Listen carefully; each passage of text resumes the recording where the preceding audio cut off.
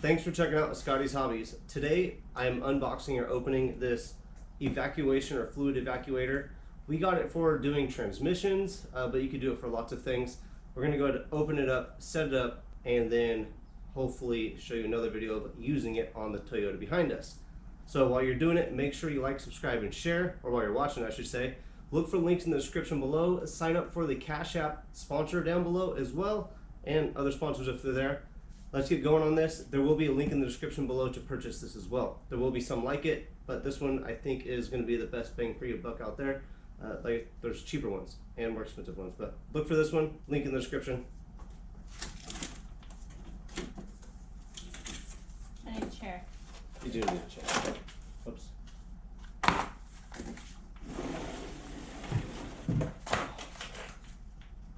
Maybe it's all put together and you just put hoses on it. You don't even need to put it together. I guess not. Here's instructions, but who reads those? Yep. That's pretty much it. You can find, or you will find, other evacuation systems that have compressed air hookups, so you don't have to use the pump like we got. I got this one because anybody could use it. If you don't have compressed air or airline, you don't need it. You could just use this manually. So what do we need to do? Really is just connect the hoses to the suction side.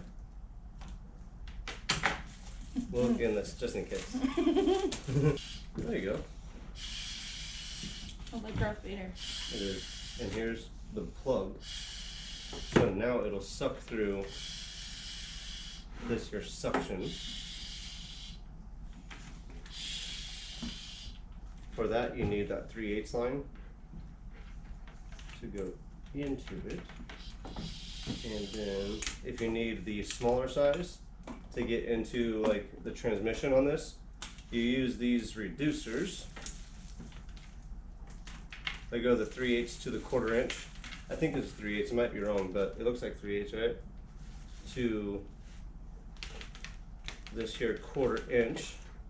And it came with 2 1/4 inch lines and the 3/8.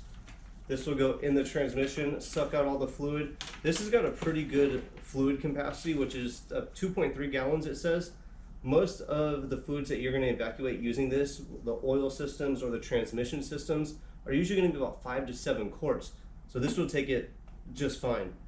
Also, the advantage to having this, other than everybody can use it because it's got the hand pump in it, is you know how much fluid you're taking out. So you know how much you should be putting in, or at least how much you should be putting in.